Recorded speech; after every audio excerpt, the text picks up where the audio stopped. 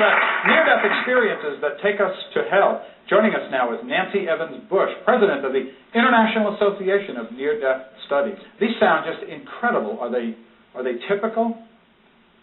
If the incredible can be typical, these experiences are so vivid.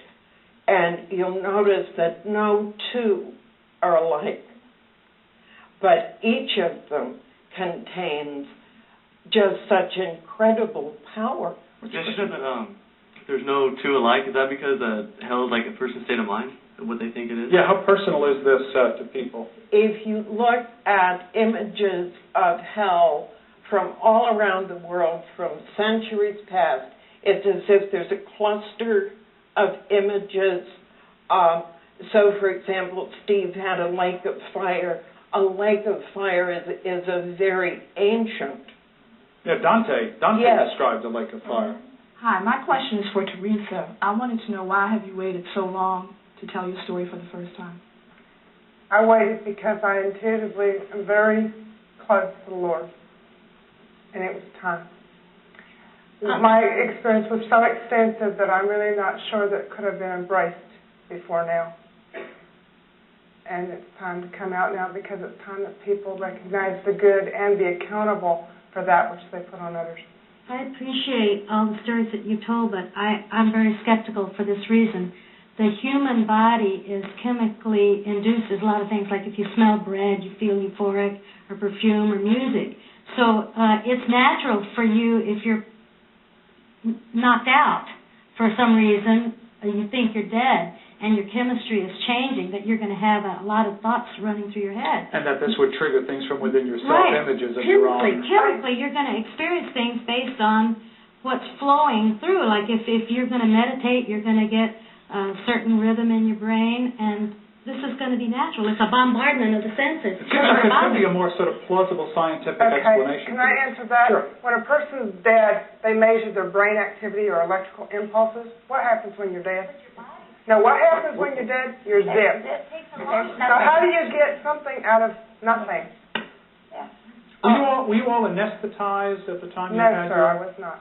near-death experience? May I comment on that, too?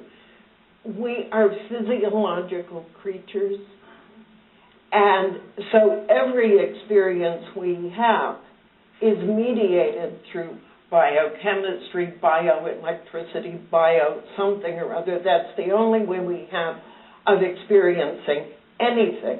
The difficulty is, I think, when we mistake the trigger, the mechanism for the experience.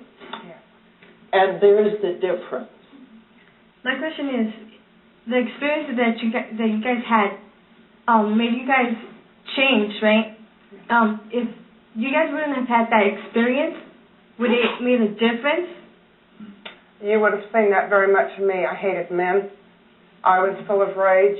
I was grandiose, and I did not appreciate my body or good health. Now, other than that, you were a swell person, yes. Teresa. Oh, yes.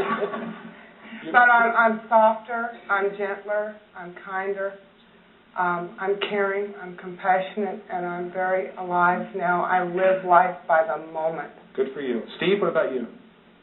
Obviously changed, yes, drastically. Would I have? Probably not. I would still be selling cocaine. One of the most interesting things that I've seen lately is on the back of cars, you see those fish, you know. You've seen the Darwin with the little legs. It says Darwin. I talked to a guy one time, one of the pastors, and said, about that. And Darwin, shortly before he died, rebuked everything that he had predicted and made statements on. My question is for Ron. Did the man who stabbed you in the store have any experiences like you went through? Oh, interesting. Yeah, whatever became of him? The last account I heard, he was still in prison. He had just gotten out of prison for stabbing. To my knowledge, he's never had any experiences like I have.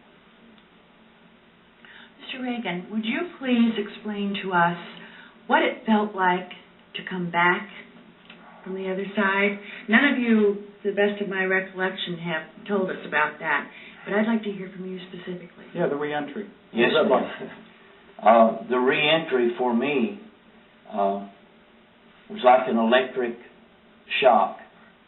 When my eyes popped open in the hospital some 24 hours later, and my wife was standing by saying, "You've made it." But all I could see or all I could think of was where I had just been. And having never been afraid of anything before, it was totally different now. I didn't want the lights off. I wanted lights on all the time. It was, I asked myself, what is this?